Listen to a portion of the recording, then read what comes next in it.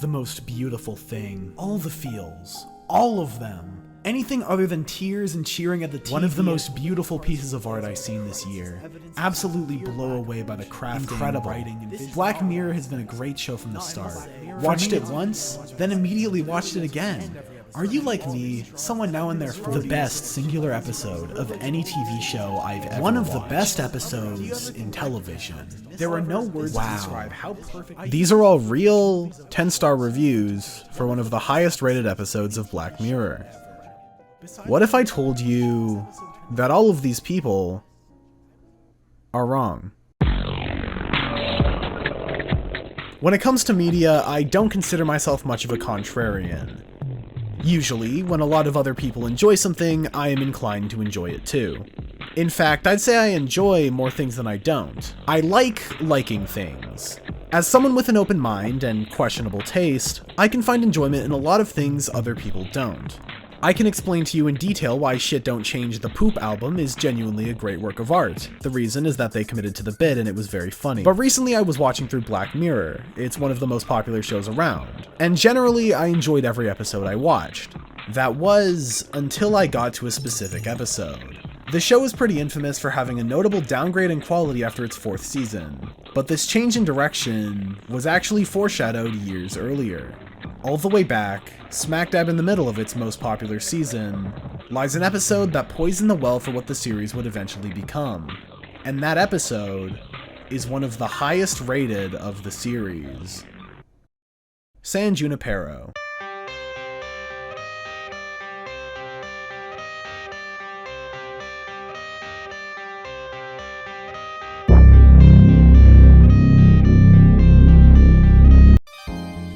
Okay, I'm not an oracle of knowledge on every single show ever made. There are tons of super popular TV shows I've never seen a single episode of. That is to say, I'm by no means a figure of authority on what makes good television, and you should probably throw my opinion in the trash.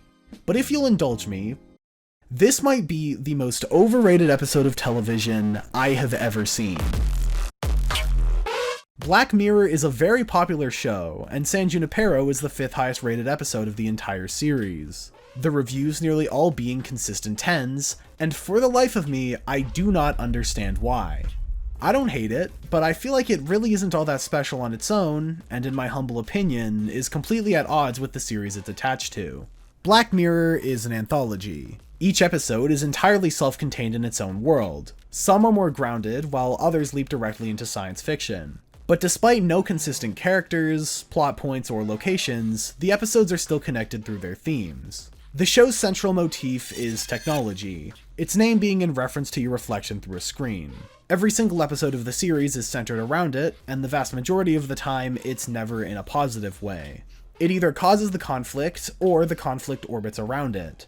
At best, it's a neutral yet pivotal element of the story. The show is most famous for its predictions of the future. At least, that's what I know it for. Hearing people say that insert current event is just like an episode of Black Mirror, evoking it in the same way one would 1984. And looking at its catalog, that idea isn't entirely unfounded.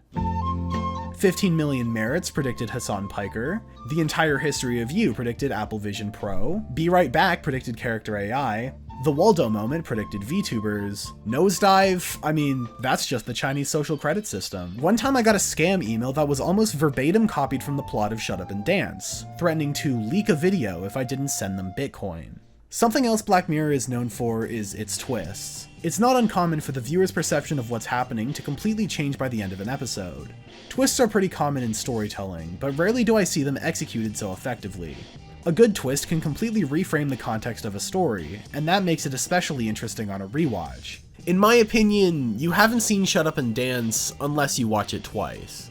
It's about a kid named Kenny. He's doing pretty well. He lives with his family, he has a sister he argues with, he has a job, but then he gets a virus on his computer that records him doing stuff. The hackers then use the threat of leaking that video to the aforementioned friends and family to blackmail him into completing some tasks. First, with simple things like going to a place and delivering a cake, but then the intensity of the demands starts to go through the roof, demanding that he rob a bank and eventually fight someone to the death. After a certain point, you have to wonder, why is he still doing this? Who actually cares if his friends and family see his meat? Surely he's just giving them more blackmail material by filling these demands. But then we find out exactly what he was doing it to. What did you do, Kenny? They're saying it's kids. You've been looking at kids. It turns out that this whole time, Kenny is actually the love child of Jeffrey Epstein and EDP. Love child. Yeah, he sure does. This is a really great twist. For the entire episode, you're tricked into sympathizing with this character. You see yourself in him. I also have a job. I also have siblings I hate sometimes. It effectively presents him as a relatable character. And that's what makes it all the more gut-wrenching when the reveal finally happens. Now, you no longer relate to Kenny, but the feelings of betrayal presented by his mother. But the thing with a great twist is how future watches are affected. This doesn't just explain his actions, this recontextualizes everything. All of a sudden, completely innocuous scenes where he's just around kids become sickening. The story goes from feeling bad for a relatable character to actively preying on their downfall. Seeing him continuing to dig a deeper hole for himself used to leave a pit in your stomach, but now it gives you satisfaction. The entire episode is reframed, but the thing is, both framings are great. To add on to that, another constant in these stories is their endings. Mainly, that things don't end well for their protagonists. For the first 3 seasons, without fail, every single episode ends terribly for the main character. At best, they might be allowed to continue existing, reliving the same dystopian nightmare every day as an attraction, having to live the rest of your life as what's effectively a ghost. There are several instances where the main character just loses everything. It's pretty bleak, but a story ending badly for someone doesn't make it a bad story. Most of the time, they deserve their fate. So with that, what I'm trying to say is, while not a deal breaker if these things aren't met, Black Mirror is at its best when it's believable yet dystopian, with a shocking twist and a bleak ending. Pretty much every other highly acclaimed episode of this series follows these principles. Once again, I'm not a contrarian. I like pretty much every other episode on the highest rated list, or at least I can understand why someone would resonate with them. White Christmas deserves to be the highest rated episode of the series. It's a legitimate masterwork of storytelling and was thoroughly engaging from minute one. San Junipero was not. Black Mirror episodes come in all genres. Dramas, sci-fi, horror, and in this case, romance. That makes it pretty unique in the series catalog, but it also makes me raise an eyebrow. Romance is something that takes a lot of time and energy to build. The characters can't fall in love instantly or there'll be no conflict, but they can't take too long or else they'll run out of time and the ending would feel rushed.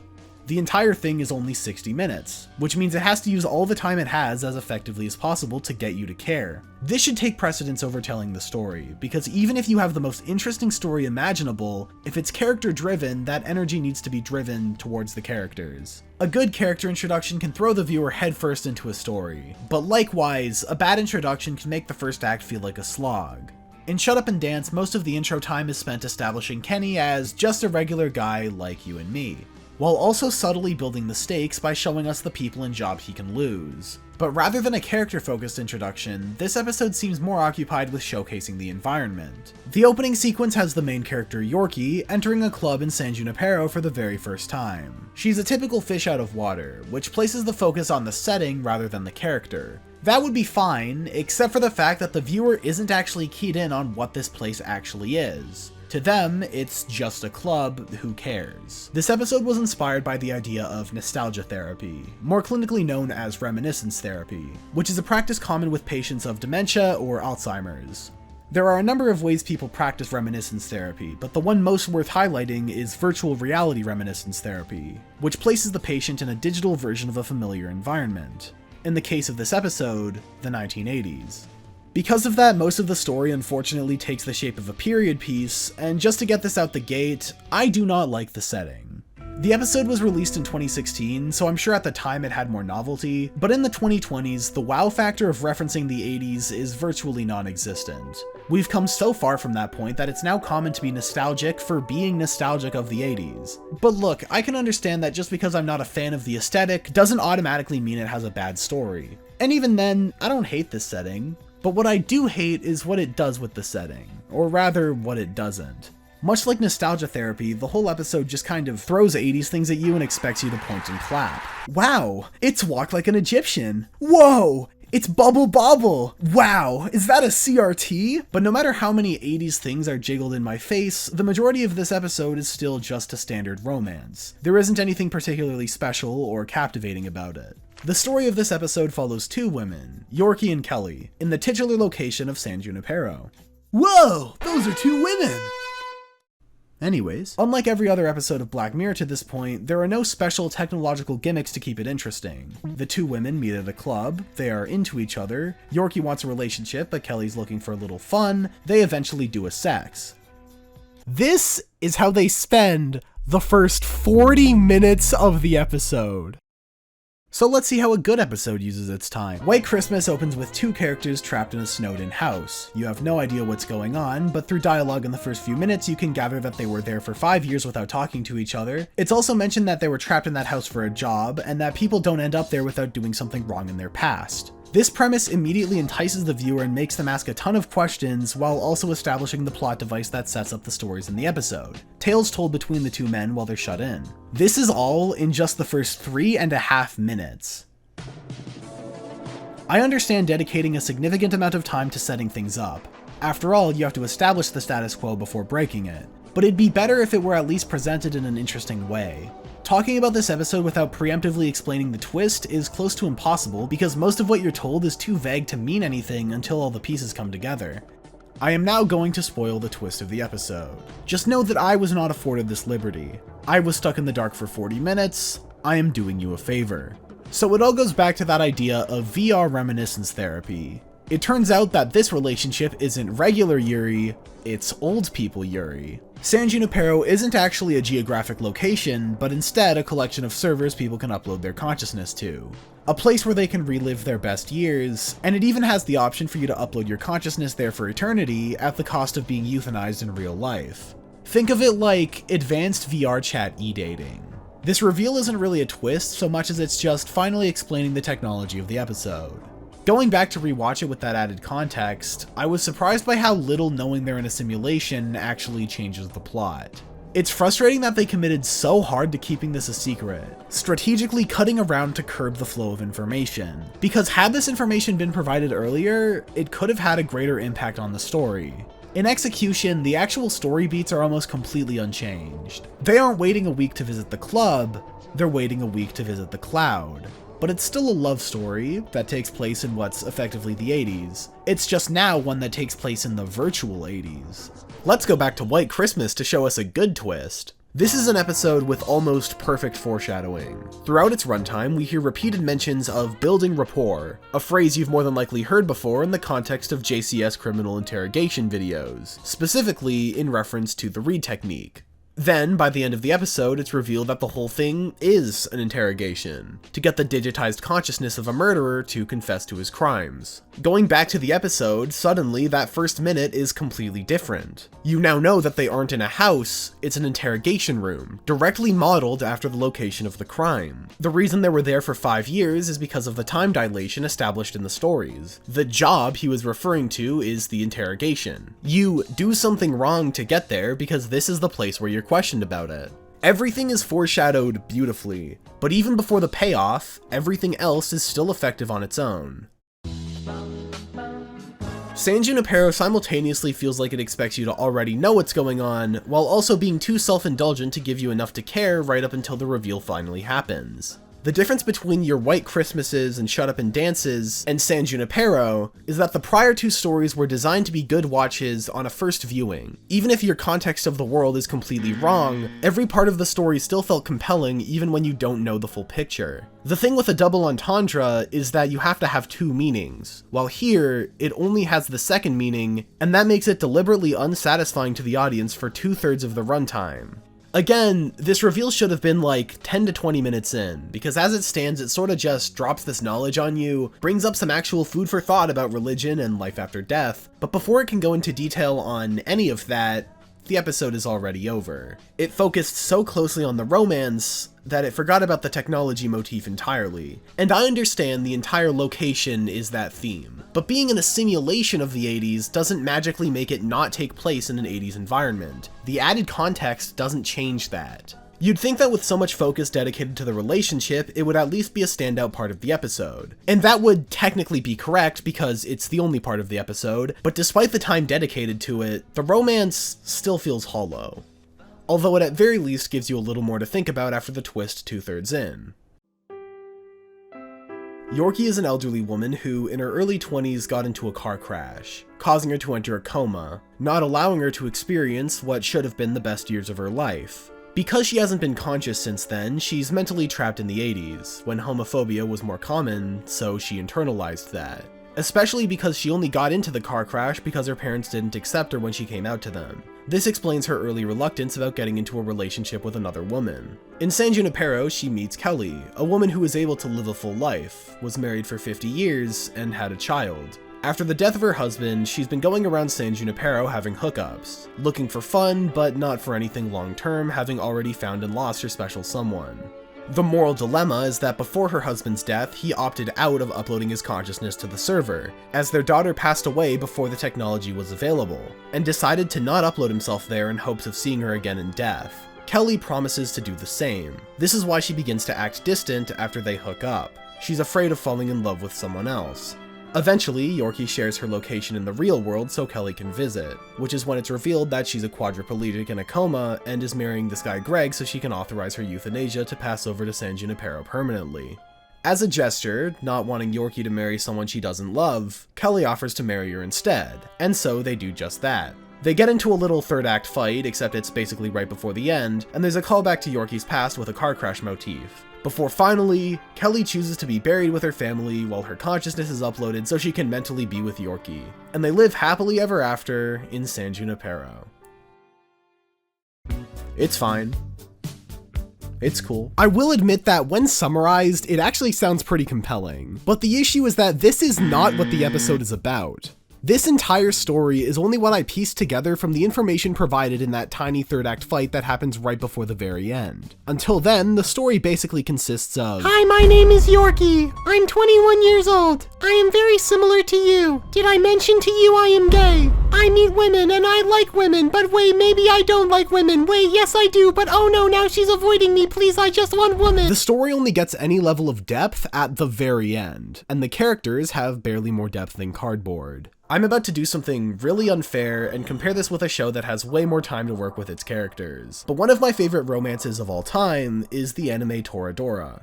It's about these two high school students, Taiga and Ryuji, who through an odd series of events find themselves leaning on each other to help get them with their respective crushes, who the other each just happen to be best friends with. At first, the two are at odds with each other, but as they spend more time together, plotting, they gradually become more comfortable around one another. Their masks slip as they get closer and closer. Taiga is standoffish but energetic, determined and fun, and despite looking like a delinquent, Ryuji has a heart of gold, his soul-piercing eyes not just being literal but metaphorical, as he's able to read people for who they really are. As you could probably guess, without even realizing it, they slowly fall in love with each other over the course of the series. This plot isn't the most novel idea, but what it lacks in novelty is made up for in execution. While my summary makes it sound pretty straightforward, it's actually quite the dilemma. The girl Ryuji's originally crushing on is Minori, a girl who's basically a ray of sunshine, but is also a really hard worker and is really funny and weird in a way that's incredibly charming.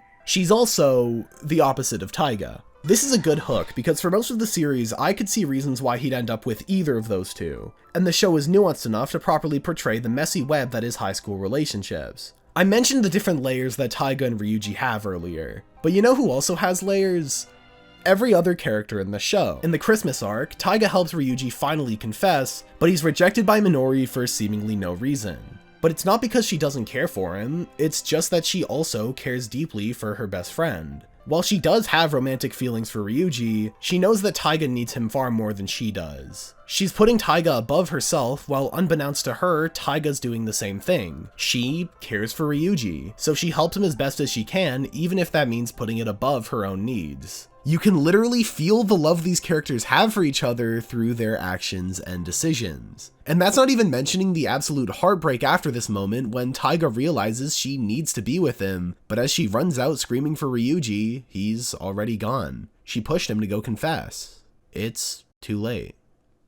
God, I fucking love this show. Now let's take all this and apply it to the romance in this 60-minute episode of television. Again, very unfair, but my point is that the only thing these two seem to have in common is that they're both into women, with the slight bonus that Kelly is providing Yorkie with experiences she was seemingly never able to get in her real life. It's sweet, sure, but to me, it doesn't feel very romantic. Kelly had a daughter who died quite young, so I'm sure she understands how heartbreaking it is to not live a full life. So she helps to give her all the things she wasn't able to experience. After they have the aforementioned sex, she mentions that it was her first time with anyone, which with the whole context seems very shocking and sad. But it doesn't seem like Kelly and Yorkie are interested in each other romantically. It seems like Kelly feels an obligation to help this person. Despite what's shown, you never really get the impression that these two characters actually care for each other. By the time the episode is over, you'll struggle finding traits in these two, let alone what traits they like in each other. Obviously, romance isn't that simple. They could just find each other attractive, and that would be enough to explain the hookup,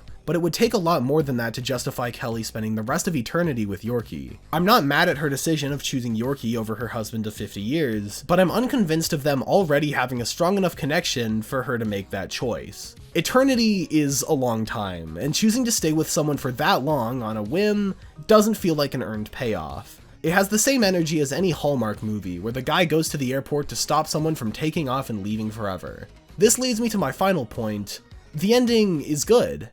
And that's bad. It feels like the end of a Hallmark movie. It's a romance, and at the end, the two characters in love get together. There is a subversion. It almost leads you to believe that there'll be some sort of compromise, some sort of sacrifice they have to do to attain their goals. And the subversion is that there wasn't. Kelly is buried with her family, and her consciousness is uploaded too. Thank goodness. For a second there, I thought this show about exposing dark truths would force me to face the dark truth that I can't always have whatever I want all the time. The twist is basically that they took the most common approach. I'd hate to bring up the best episode of the series again, but the ending is the thing that makes White Christmas go from great to legendary. All the pieces established in the previous stories all come together at once. Both characters explain why they were in the interrogation room and ultimately face the consequences of their actions. One is isolated socially, being blocked by everyone and is now effectively living as a ghost. And the other is isolated physically, trapped in a room for tens of thousands of years, having to listen to the same Christmas songs until it drives him to insanity.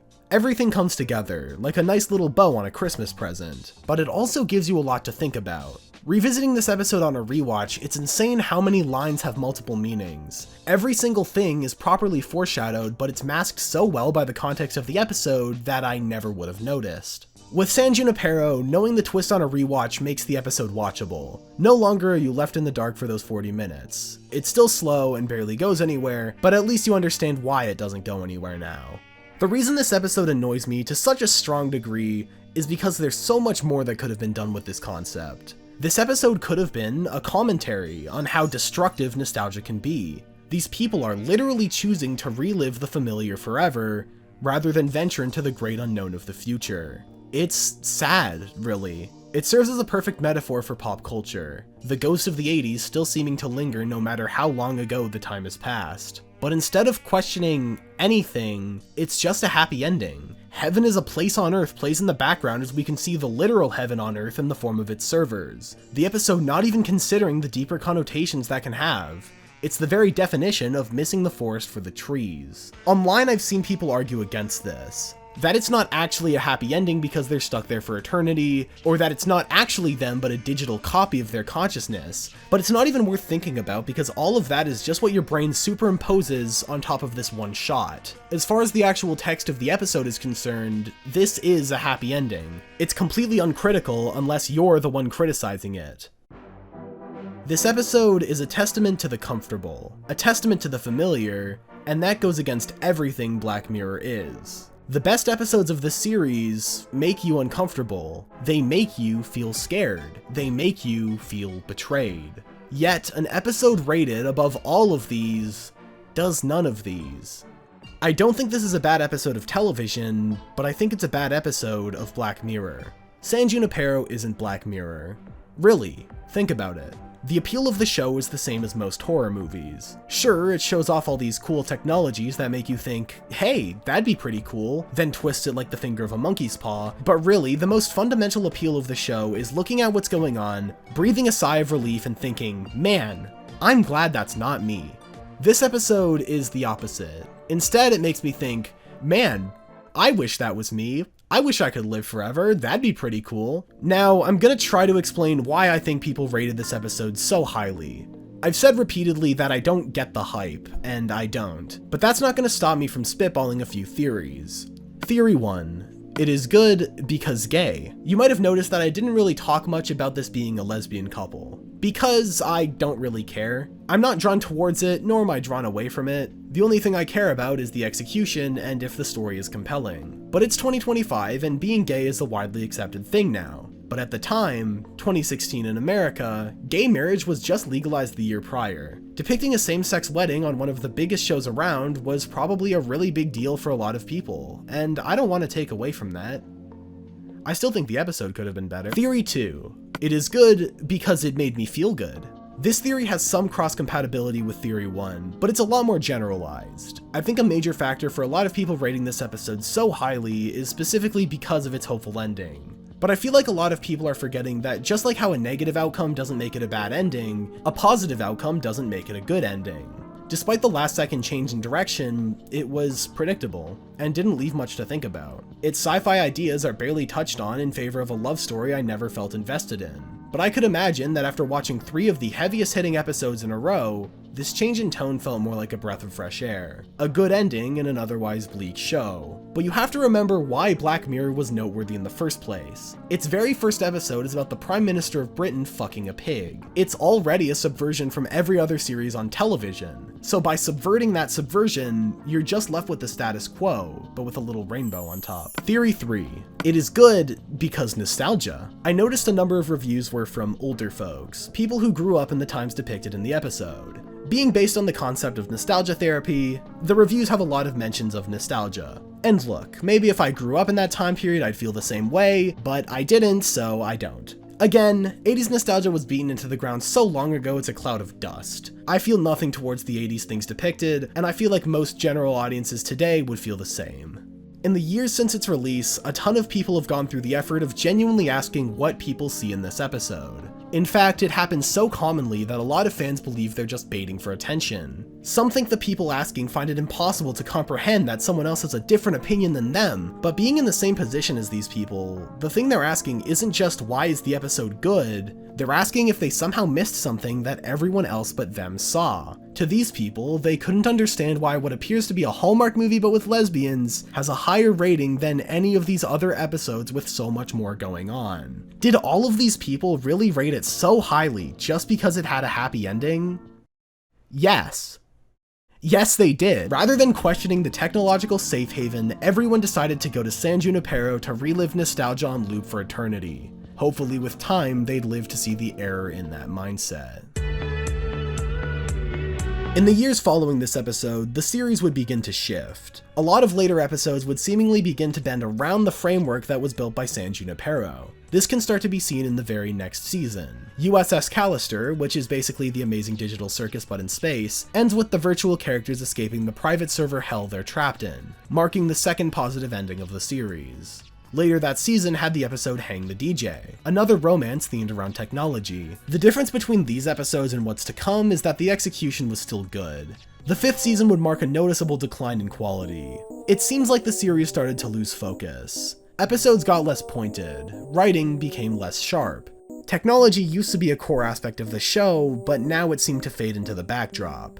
It was like every episode became the first 40 minutes of San Junipero, before anything interesting actually happens. The season starts with the gay men kissing episode. Now, is this a good episode? No, but it's one of my favorites of the series solely because it has the funniest premise of all time. So this guy is happily married, but his relationship starts to fall apart because he just can't stop having gay sex with his homie in VR. Apparently the sex is so awesome that he's no longer able to satisfy his wife. This is real. This is an actual episode of the show. There's no twist, there's no dilemma. The answer is pretty simple: don't cheat on your wife, but there are also no consequences for his actions. It basically ends exactly where it started. It wasn't really a Black Mirror episode. They could have swapped the game for them doing it in real life and the narrative of the drama would stay the exact same. Over time, the criteria that makes a good episode would get more and more muddled, until it fell out of sight.